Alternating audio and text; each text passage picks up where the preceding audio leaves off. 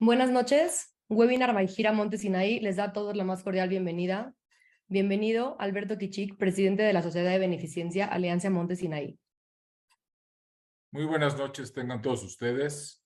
El día de hoy tenemos el honor de escuchar a través de este webinar a Ronnie Kaplan, vocero oficial en español de las Fuerzas de Defensa en Israel. Hoy más que nunca, Ronnie, estamos y reconocemos el Estado de Israel es el hogar histórico de todo el pueblo judío. El mantenernos enterados con información de primera mano nos ayudará a conocer más a detalle el conflicto que atañe a nuestros hermanos en estos difíciles momentos. Agradezco mucho a Gira Monte Sinaí por su empeño en encontrar las mejores herramientas informativas para el esclarecimiento de dudas de nuestros socios y, por supuesto, por reunirnos una vez más, aunque sea en forma virtual, para afianzar nuestra gran solidaridad con el Estado de Israel. Los invito a escuchar esta valiosa conferencia con Ronnie que trae para nosotros. Muchas gracias, Ronnie. Muchísimas gracias, Alberto. Es un gusto estar con ustedes. Yo en este momento estoy unos minutos acá en casa, por eso van a escuchar alguna voz de niño. Llegué hace muchos días que no estaba en casa. Ayer a la noche pude venir unos momentos, así que aquí estamos, comenzando el 9º día de la guerra. Una guerra que comenzó, como ustedes saben mejor que yo aún, con la invasión de miles de terroristas del Hamas a la zona del sur de Israel.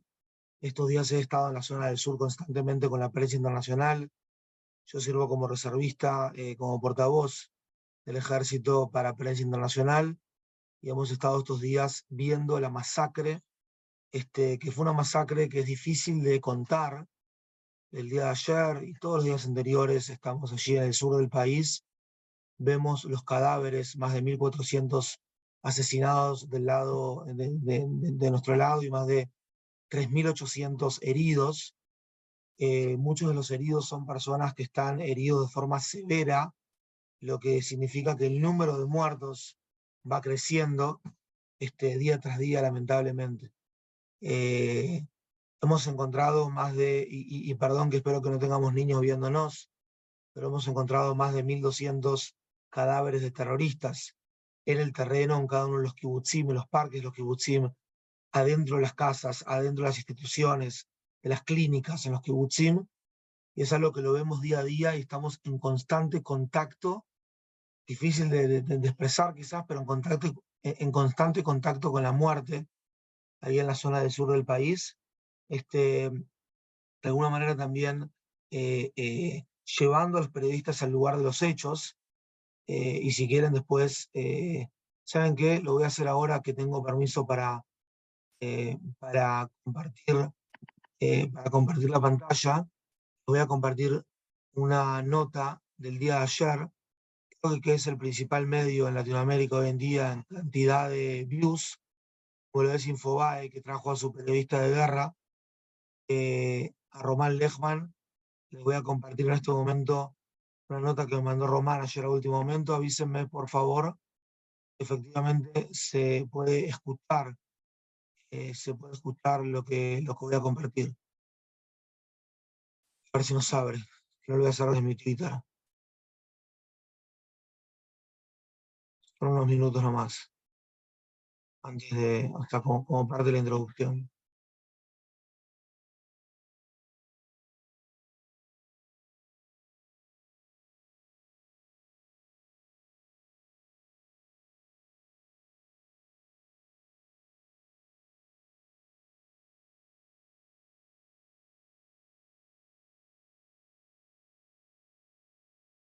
¿Escucha? Necesitas activar el sonido. Ahora no se escucha. No, no se escucha. Un segundito.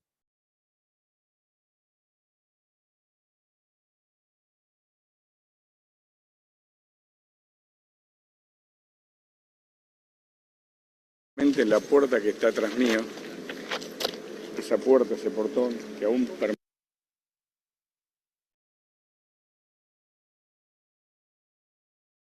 Listo, ya se escuchó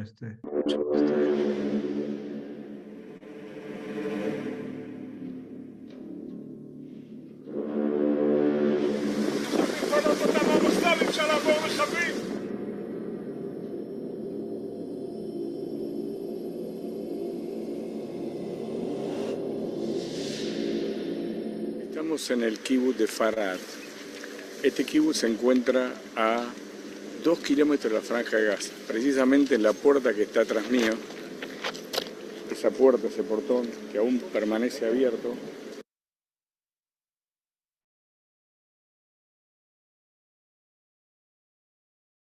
Por ahí entraron los terroristas de Hamas e ingresaron hacia adentro del kibutz.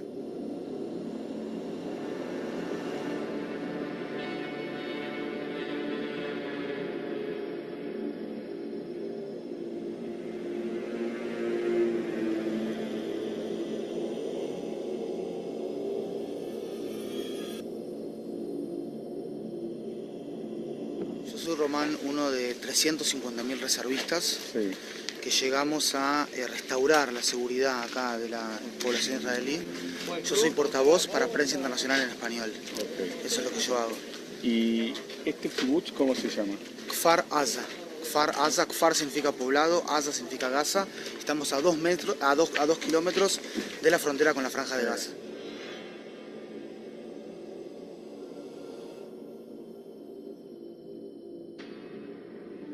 Entran acá terroristas por la zona de lo que se llama el portón de los jóvenes, o sea, este es el barrio de los jóvenes en Kibutz. Entran por este portón, el auto lo vimos allá y básicamente comienzan a disparar. Ustedes ven la batalla que hubo aquí, ¿verdad? Ah, o sea, los judíos que vivían en el kibutz trataron de defender frente al ingreso de los terroristas de Exactamente, Hamas. exactamente. Tratan de defender. En algunos casos se encierran herméticamente sus casas, Sí. porque la entrada de la Franja de Gaza es por este lado, entonces también alguno tiene algún tipo de defensa en la casa. Y en el tipo de casas como estas, que se encierran completamente, una familia entera acá es incinerada. O sea, cuando no logran abrir, disparan, no logran abrir, lo que hicieron es incendiar la casa, toda la casa absolutamente incinerada. Y encontramos acá la familia después de horas carbonizada, completamente en esta parte. La familia estaba carbonizada acá. La familia estaba carbonizada acá. Sí. En el kibutz Kfar Aza, antes del ataque, vivían 400 personas. Ok. Sí. ¿Y cuántas quedaron vivas? Mirá, no tengo un número exacto de los asesinados, pero estamos hablando de decenas de asesinados acá. Una familia le cuenta que algunos de los hijos, de los niños, fueron asesinados a los ojos de los padres. Y eso muestra a las claras el tipo de operación que digamos, por detrás tiene una teología y una filosofía política similar al del ISIS, al del Estado Islámico, El terror. a los talibán, el terror, el tema de la guerra psicológica del terror, por un lado, en la forma de actuar, pero por otro lado el tema de el genocidio, de no reconocer a el Estado de Israel como tal, ¿me explico? Entiendo. Atrás se ve un cadáver. Sí. Acá en esa bolsa hay un cadáver de otro Sí. terrorista. Sí. Cuando finalmente... Javel, viste, dice acá terrorista. Javel en hebreo. Sí. Ah, ok. Pueden ver también obviamente las es difícil el olor Sí, hay Hasta la olor a sangre. muerte. Sí. Hay olor a muerte. Cuando las fuerzas israelíes recuperaron el control del kibutz, ¿cuántos terroristas muertos quedaron en el camino, más o menos? En este momento se contaron en total, entre todos los kibutzim y todos los poblados, dentro de sitios civiles, Sí. más de 1.200 cadáveres. Este es uno de los 1.200. Acá yo vine el otro día y habían decenas. Ahora ya esto está mucho más ordenado, mucho más tranquilo. Literalmente. Decenas de cadáveres, sí. Lo Y sé. vinimos acá como ejército a defender a nuestros civiles.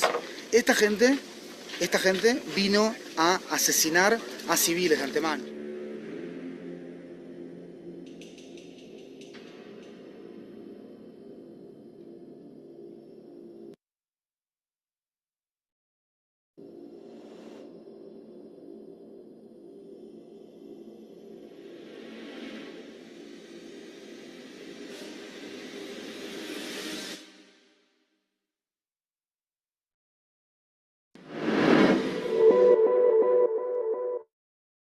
Lo que yo estoy haciendo estos días, mi puesto en la reserva, es dar entrevistas y acompañar a los principales periodistas de guerra, hispanoparlantes, un segundo, perdón, los principales periodistas de guerra hispanoparlantes, un poquito más, perdón,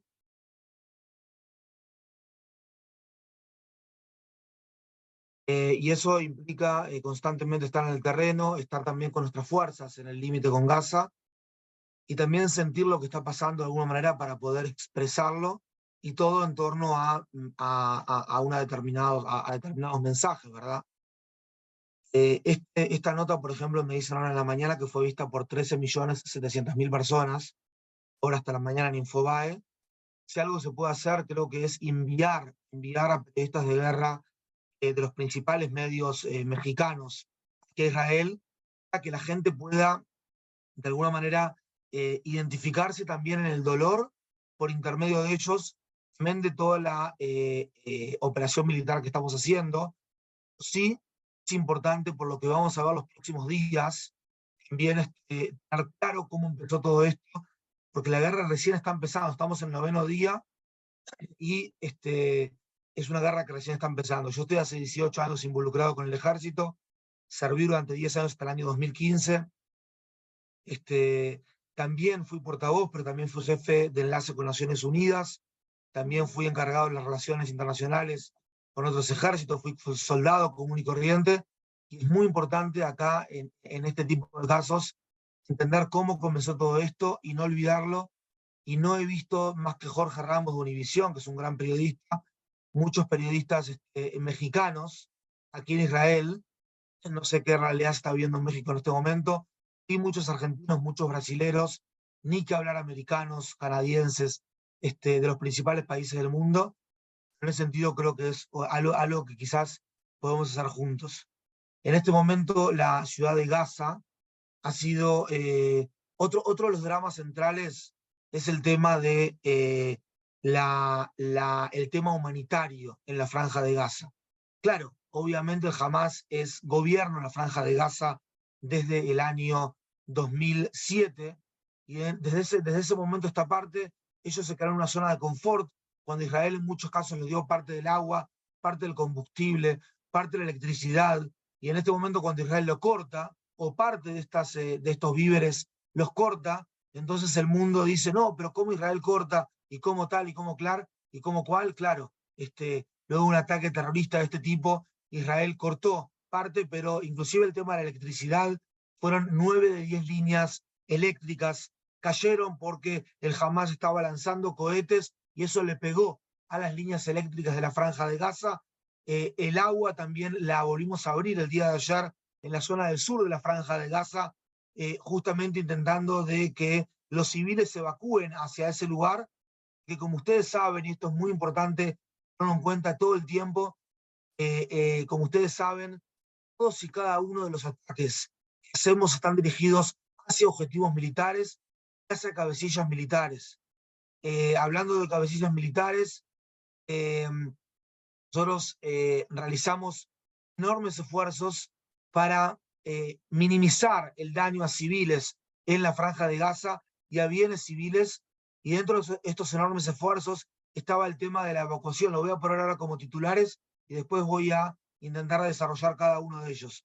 Es decir, enormes esfuerzos para minimizar daños a civiles y a bienes civiles, mientras que el Hamas comete un doble crimen de guerra, ataca indiscriminadamente a civiles israelíes dentro, utilizando a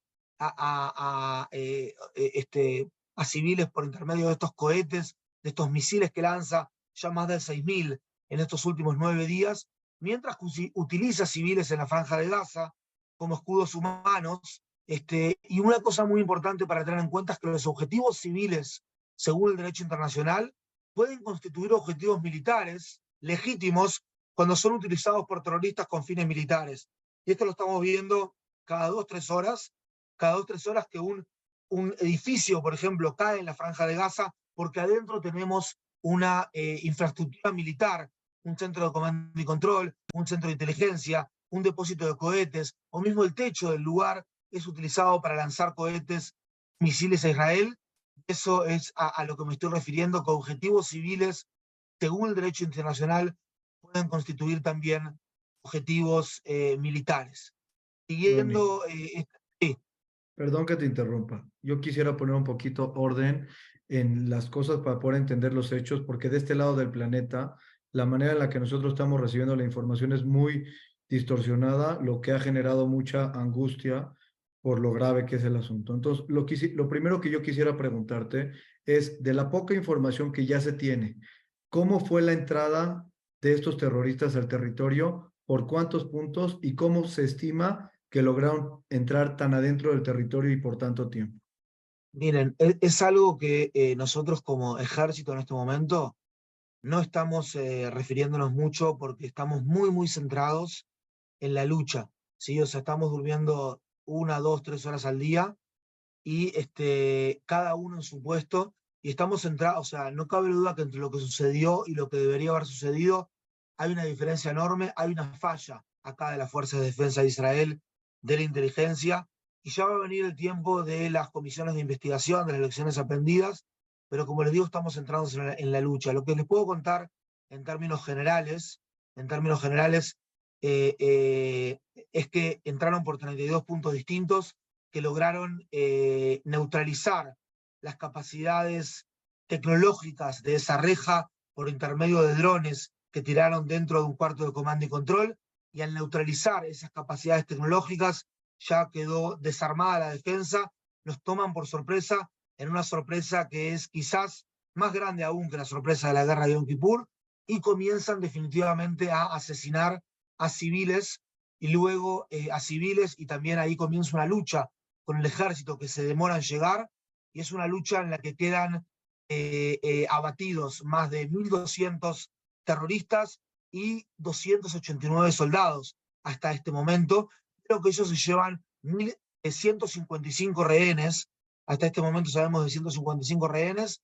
La lucha que ustedes conocen de la prensa, de más de 260 de los 1.200 asesinados, son en esta fiesta electrónica, en esta fiesta, en este baile o en esta fiesta que estaban haciendo allí en la naturaleza, más de 3.000 personas.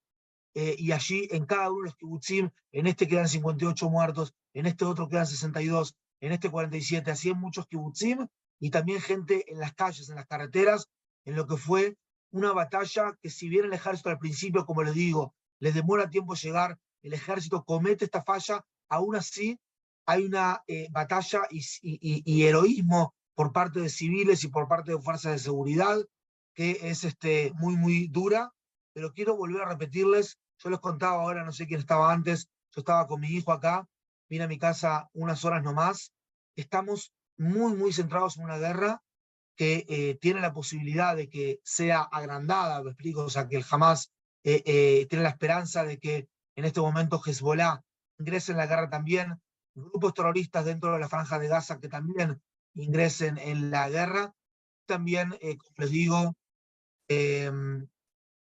como les digo, también grupos, el mismo Irán y otros países terroristas también aquí en la zona.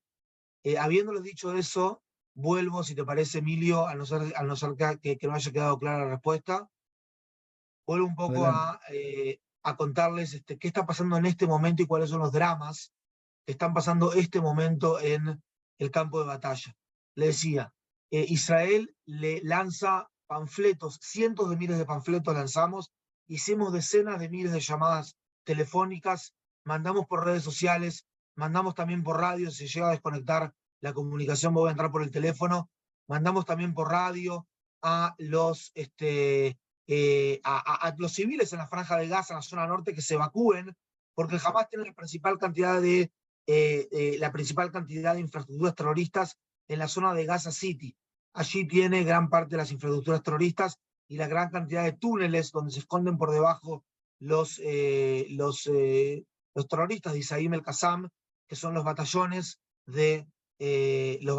como les decía, un segundo que acá en el software, que todo el tiempo se actualiza, me sacaron parte de las cosas. Bien.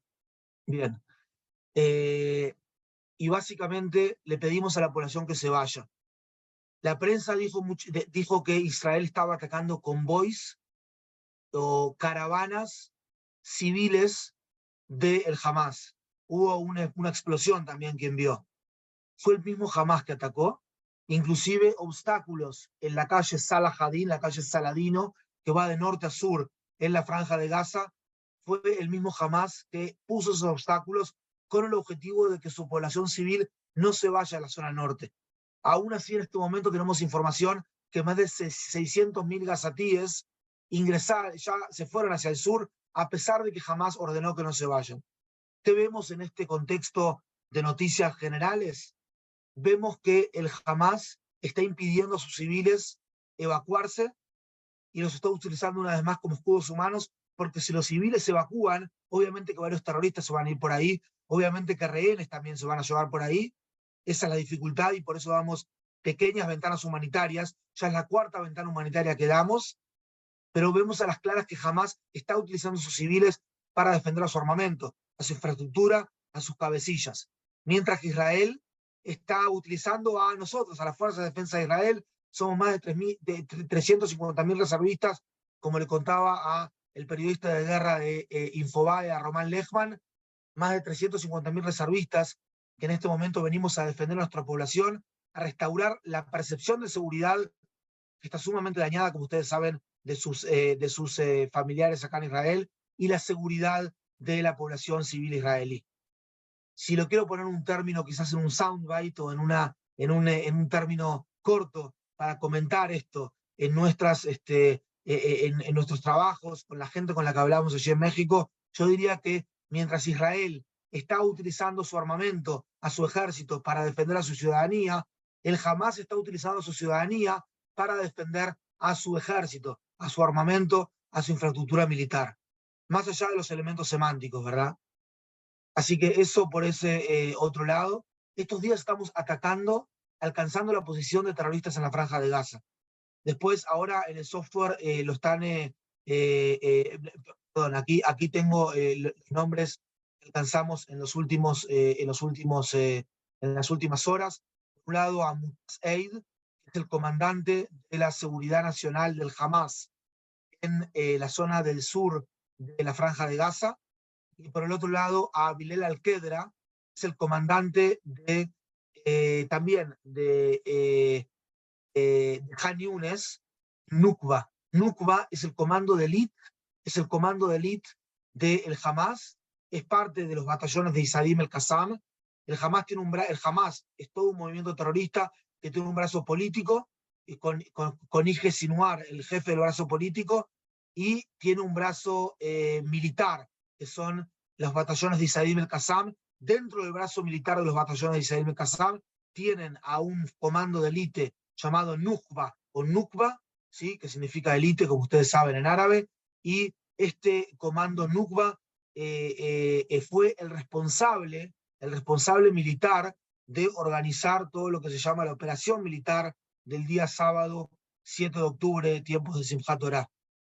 Esta persona que alcanzamos ahora, Bilal Al-Qedra, estaba por debajo de Ali Kachi. Ali Kachi también lo alcanzamos, lo neutralizamos. Cuando digo lo alcanzamos significa lo matamos, lo asesinamos de forma exacta dentro de la Franja de Gaza. Son gente que son dignas de ser muerta luego de, no sé si hay chicos acá, chicos o chicas, pero sí tenemos información de que algunas mujeres fueron violadas, en algunos casos masacradas, luego asesinadas y luego decapitadas, niños, bebés carbonizados, como yo le contaba a Román allí. Sí lo tenemos eso, por más de las desinformaciones que han habido, y padres que fueron ejecutados a los ojos de los hijos, etc. Y viceversa también. Bilal Al-Qedra fue el jefe del ataque al Kibutz Niroz. El Kibutz Niroz, que está en la zona enfrente al norte de la Franja de Gaza del lado israelí, un kibutz de unas 400 personas, establecidos allí en los años 50 en el límite con Gaza, por temas también de terror contra los fedayunes en aquellos años, luego de la guerra de independencia. Y así estamos encontrando a cada uno de los escuadrones que atacaron a civiles israelíes ese día sábado 7, como les digo. Les volví a repetir que tenemos a más de 600.000 gazatíes que se fueron al sur y estamos preparados. Ayer estuve con las tropas en el sur de Israel, y la motivación que tenemos en este momento de decenas de miles de soldados, por lo menos con los que uno puede ver con sus propios ojos, en más de 35 batallones, la motivación es alta, estamos más unidos que nunca, y de alguna manera, cuando estamos desunidos como Am Israel, Cuando estamos desunidos ahí es donde vienen este tipo de enemigos y sucede algo que obviamente fue la peor matanza a judíos en un día, en 24 horas, desde el último día del Holocausto. Es una cosa que yo no puedo dejar de pensar, ¿sí?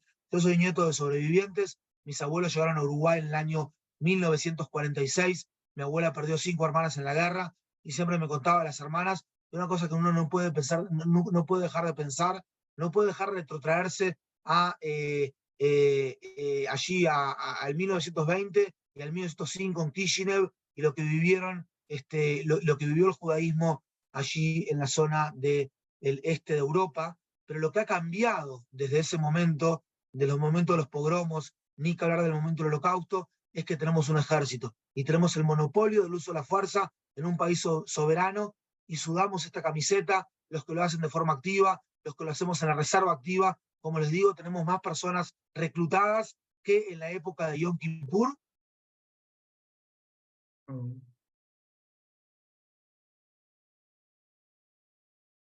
Tenemos una falla técnica, esperen un momento.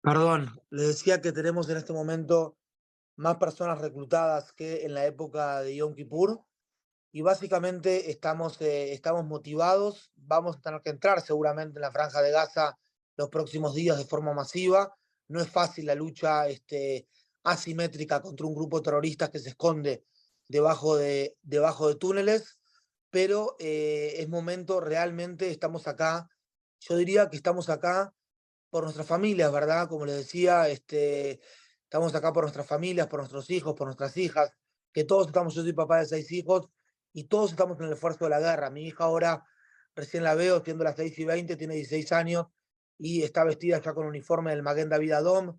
Ustedes conocen, y ustedes también la apoyan, la Cruz Roja Israelí, y está yéndose a sacar sangre, porque necesitamos banco de sangre, y las más grandes, de 14, de 12 y de 10 años, están haciendo comidas para los soldados, que yo muchas veces me llevo allí para el frente, o se lo llevo a otra persona aquí, y se imaginan obviamente la condición de cada uno, y esto es en mi casa, y esto es en la casa de cada uno, donde cada uno estamos intentando de dar un granito de arena, y ustedes de Monte Sinai lo saben mejor que nadie, Kol Israel Arevim Zlazé, y así lo vienen haciendo hace muchos años, desde que los conozco, por lo menos allí con toda la gente, Marcos Meta, Isaac Casa, y toda la gente que está ahí en la comunidad, uno por uno.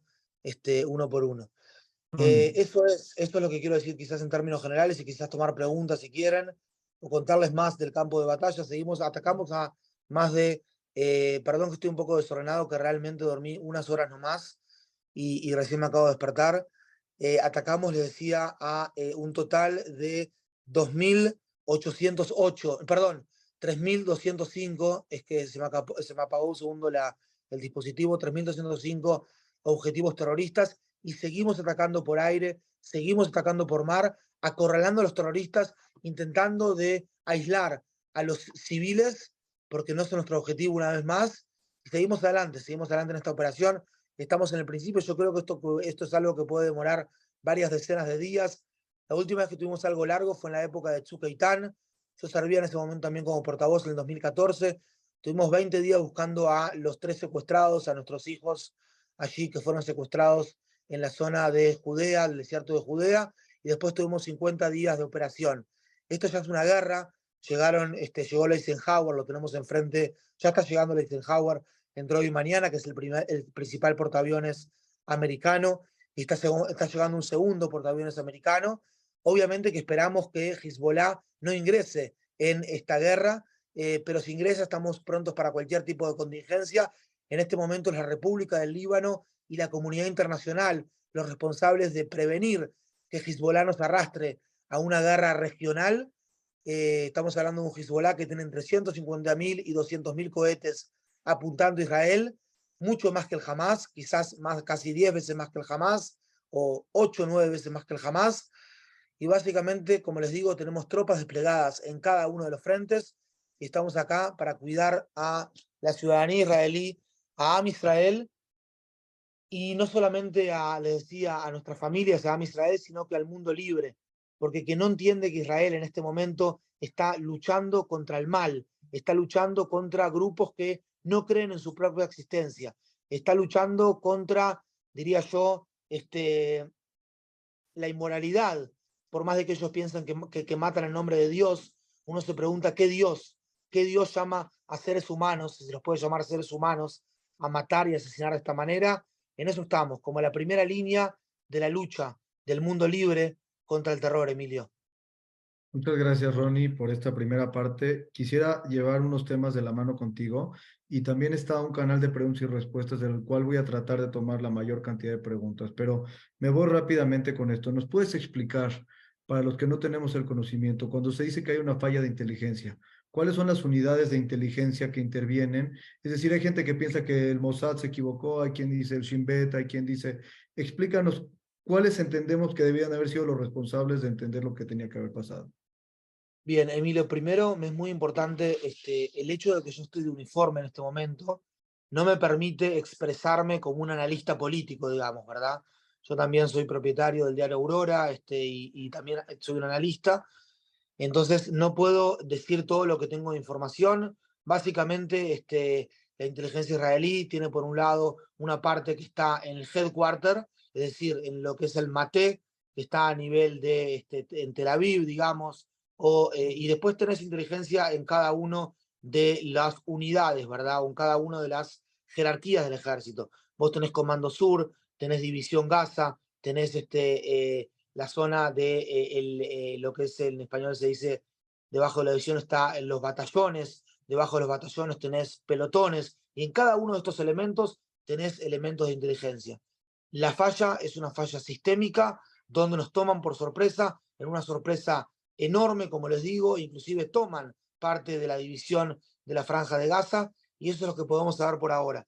Pero quiero que vuelvan a nuestros zapatos como ejército y decirles que en este momento estamos en un esfuerzo titánico por comenzar o por aislar a los terroristas, acorralarlos, seguir alcanzando posiciones hasta poder efectivamente seguir paso a paso por nuestra operación, y que es metódica, que es ordenada, y la estamos haciendo de forma, como les digo, de forma como una metodología y un método, y no estamos centrados, y realmente no tengo en este momento, digamos yo, una comisión de investigación independiente e imparcial con lecciones aprendidas que les pueda compartir, sino que tengo en este momento a más de 100 periodistas de guerra y 40 entrevistas que tengo que dar el día de hoy, y en eso estamos concentrados, más que en un análisis político de la situación, porque eso es lo que tenemos que hacer ahora para seguir hacia adelante, más que dar información hacia atrás. No sé si me explico, Emilio, en este punto. Sí, ¿cómo es que se lleva a cabo la actualización en el conteo de víctimas, heridos y búsqueda y rescate de los secuestrados? Mira, el conteo de víctimas lo hace el Ministerio de Salud, y nosotros recibimos los datos, eso por un lado, y por otro lado, todo lo que tiene que ver con los rehenes. Si yo, o sea, hay métodos, se están haciendo cosas, pero obviamente no se pueden hablar en un YouTube abierto. Es nuestro principal objetivo. Nuestro principal objetivo es, obviamente, desmantelar, eliminar, erradicar el poderío terrorista, el poderío militar del Hamás en la Franja de Gaza, y dentro de eso, devolver a nuestros rehenes, devolverlos a sus familias. Los otros días, no sé si escucharon, que hicimos incursiones específicas dentro de la Franja de Gaza para tomar cuerpos de rehenes israelíes y de otras nacionalidades también. Básicamente tomamos varios cuerpos, por lo menos 10 cuerpos, pero lamentablemente eran cadáveres sin vida y ya no estaban con vida. Así también nosotros sabemos que la comunidad internacional le está obligando, como lo hizo el secretario general de la ONU hace unas horas nomás, obligando al Hamás a devolver a los rehenes. Obviamente que tomar rehenes en una guerra, y más de la forma que lo hizo el Hamás, en una guerra que no fue provocada por Israel, es un crimen de lesa humanidad, y el Hamás en este momento tiene que devolver de forma inmediata, a pedido de la comunidad internacional esos rehenes. Israel no se fija, digamos, en el tema de la comunidad internacional. Se están haciendo planes operativos concretos que lamentablemente no puedo contar más que eso en este momento. ¿Cuántos combatientes se estima que tiene Hamás, tanto en Gaza como en Cisjordania? Prácticamente unos 20.000 en la franja de Gaza y en Cisjordania otros varios de miles, quizás un 40-50% de lo que tiene en la franja de Gaza. ¿Cuál es la dirección que se espera que tome esta cantidad de reservistas? ¿Proteger toda la franja norte, sur? ¿A dónde se están moviendo todos los reservistas que están llamados? Estamos a lo largo y ancho de toda la franja de Gaza, son prácticamente 60 kilómetros de norte a sur, unos 60 kilómetros de norte a sur. Y como les digo, estamos esperando órdenes de los tomadores de decisiones, que esta es la diferencia más clara que tenemos acá en este conflicto, que no se la tengo que explicar a ustedes, pero seguramente este Zoom llega a otros lugares. Les decía que estamos estamos recibiendo órdenes de un país democrático, es decir, de un gobierno democrático electo por el pueblo en un Estado de Derecho frente a un grupo terrorista que lo que hizo fue generar un ejército terrorista durante 16 años y también de alguna manera tener en prisión a su propia población, a sus propios civiles durante todo este tiempo en la franja de Gaza. Es una diferencia categórica a nivel cultural, a nivel teológico, a nivel de filosofía política y obviamente también a nivel de accionar.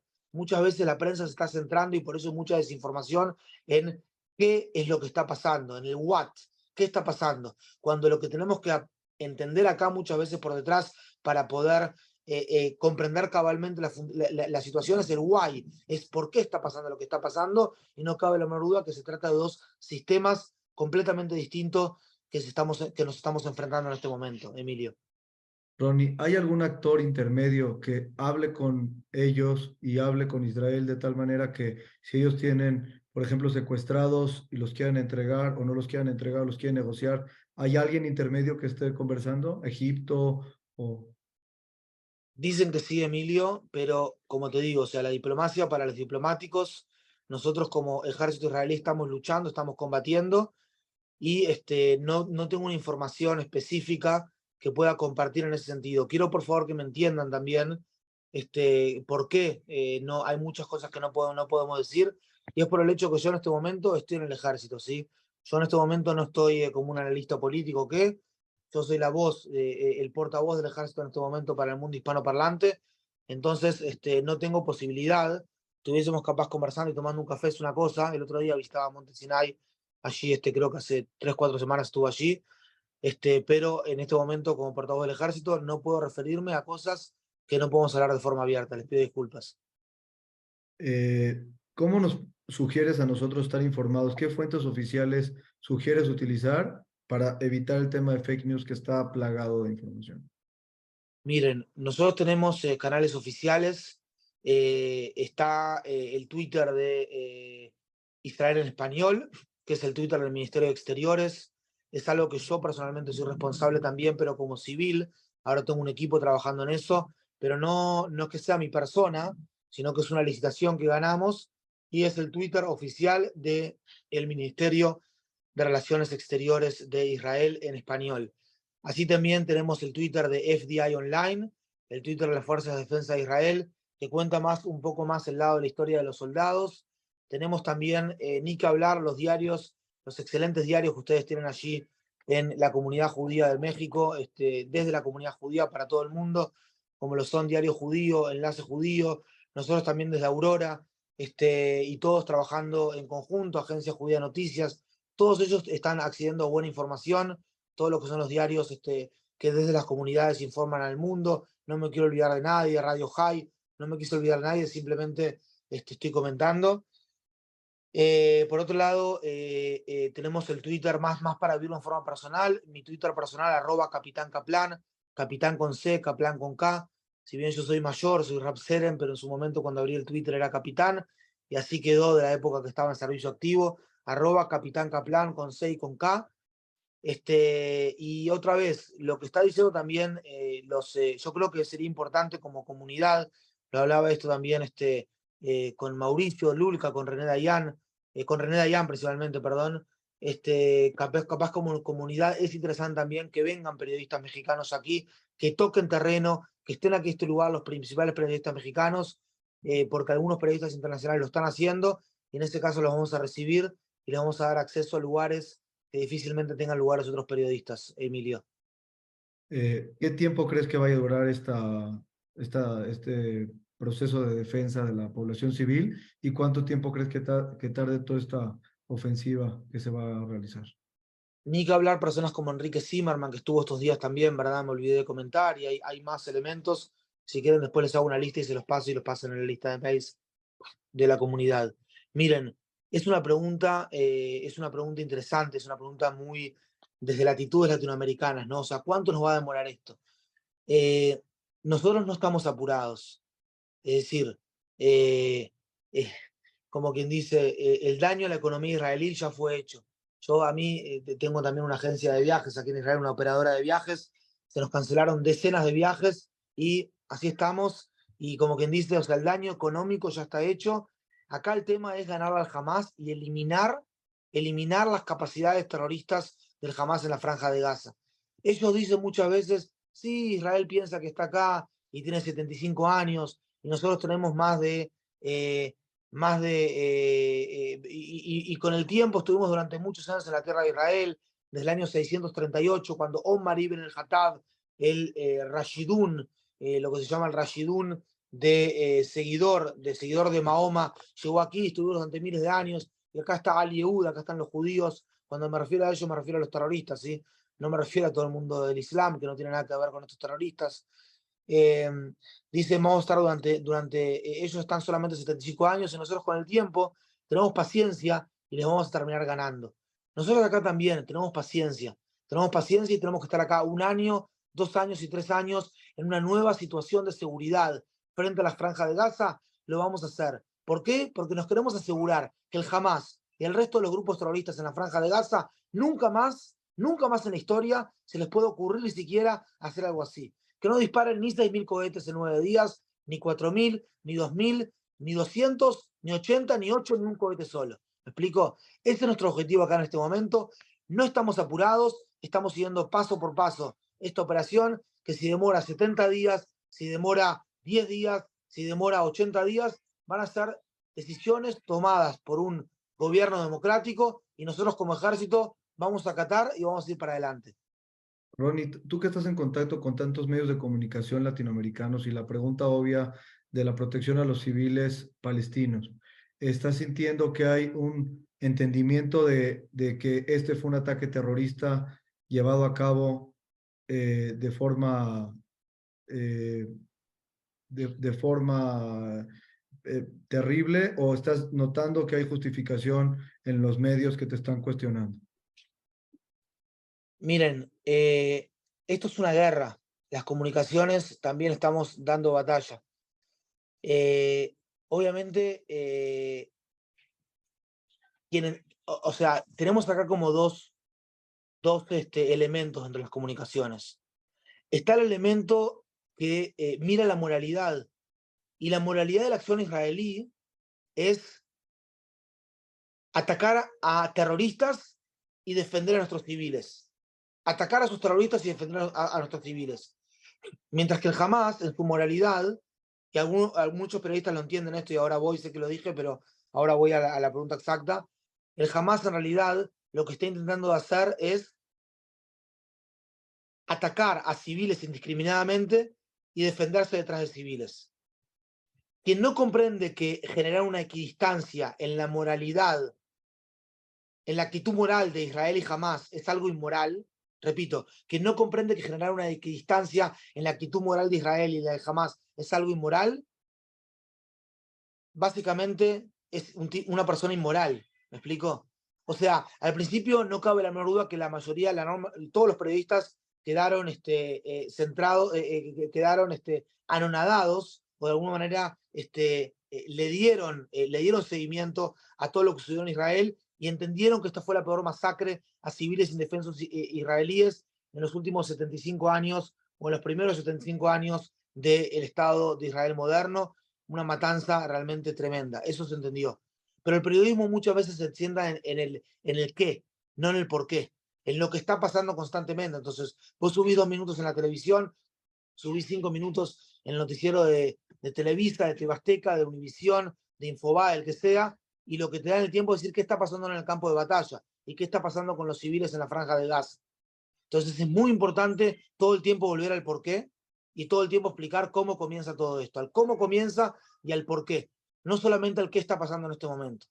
Y sí, no cabe la menor duda que el periodismo humano va a buscar constantemente las historias también de sufrimiento del lado gazatí, que no cabe la menor duda que hay un sufrimiento del otro lado, que no cabe la menor duda que también nosotros como militares no queremos que civiles sufran del otro lado, pero tenemos que entender el porqué y el contexto en el cual Hamás utiliza civiles como escudos humanos y durante 16 años lo que hizo fue esparcir las infraestructuras terroristas dentro de la franja en cada uno de los sitios civiles. Y a eso tenemos que volver constantemente.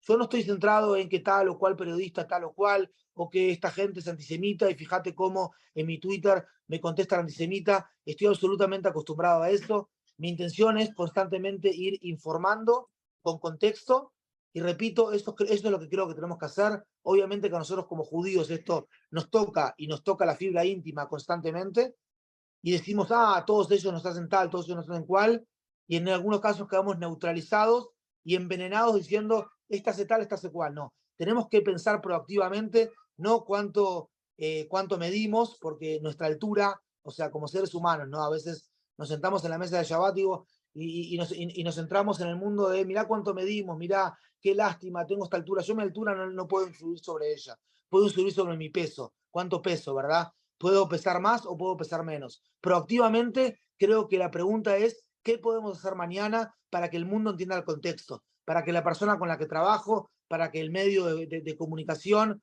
para que tal y cual persona entienda el contexto, y no tanto por qué nos hacen así y por qué nos hablan así de nosotros, porque esto va a ser algo largo, las imágenes van a estar durísimas desde la franja de Gaza, y tenemos que estar centrados en traer la información y poder explicarlas afuera. Esa es mi humilde opinión, Emilio. Muy bien, Ronnie. Como última intervención, danos esperanza y dinos qué es lo que sientes bueno que está pasando para todos nosotros. Ustedes saben cómo se llama el himno de Israel, ¿verdad? La esperanza. El judío y el judaísmo fue la voz de la esperanza en el concierto de las naciones a lo largo de más de 3000 años.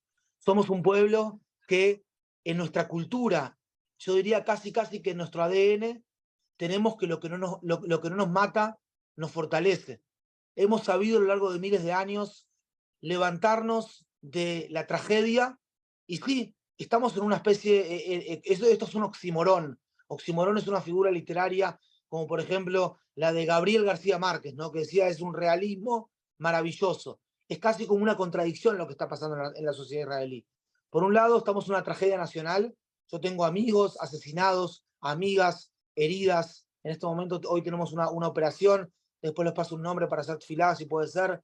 Tenemos también a gente amiga, a padres de amigos que fueron secuestrados. Estamos en un luto nacional, estamos en una tragedia nacional, eso sí. Pero en la otra cara de esta misma moneda, como decía antes, somos un pueblo que sabemos transformar amenazas en oportunidades, que nos erigimos desde la tragedia, que nos erigimos desde los lugares más bajos que nos han pasado durante miles de años. Y esto no va a ser una vez más. Y esta, quiero decir, esta va a ser una vez más. Una vez más que vamos a hacer eso y vamos a dar vuelta a esto. Y no se olviden, señores, que sudamos esta camiseta, que tenemos el monopolio del uso de la fuerza y que somos los más fuertes aquí en el Medio Oriente, y eso lo van a saber nuestros enemigos. Esto no va a pasar nunca más en la historia. Lamentamos mucho que haya pasado. Nos sentimos todos parte de un mismo equipo y somos todos titulares en este equipo. Uno juega de 5, otro juega de 10, uno delantero, uno de defensa. Estoy diciendo solamente como una mera metáfora, ¿verdad? Y cada uno tiene que hacer lo mejor que sabe hacer en este equipo. Uno puede dar una manera, el otro puede dar otra manera, uno está acá, ustedes están allá. Con Israel a los de la C. Todos nosotros somos garantes el uno por el otro, y vamos a seguir adelante. Y estén tranquilos, estén con emuná, con fe, con esperanza. Les agradecemos muchísimo todo el apoyo que se siente de la comunidad Monte Sinai acá en Israel, no dejen de hacerlo como lo vienen haciendo desde el día de la creación, creo, del Estado de Israel mismo. Es algo que se sabe, es algo que es un vox populi, es algo popular acá, y lo sabemos de tantas y todas y cada una de las personas de la comunidad, en la que más de una vez tuve el gusto de hacer Shabbat. Lo que dan, sigan dando, sigamos haciendo. No nos quedemos en estar preocupados, en estar mal. Si estamos, sigamos haciendo, veamos qué podemos hacer. Estemos más unidos que nunca. Si ahora algo que nos desunió el día de ayer, este es el momento de estar unidos. Cuando estamos desunidos, nos pasa lo que nos pasó. Ahora estemos unidos y Bezrat Hashem na'aseh v'natzliach. Un abrazo grande, Emilio. Amén. Muchas gracias, Ronnie. Muchísimas gracias por esta entrevista. Esperemos que nos puedas dar mejores noticias las siguientes semanas y estamos en contacto para transmitir al público. Muchas gracias. Buenas noches. Un abrazo. Chao, chao. Buenos días para ustedes.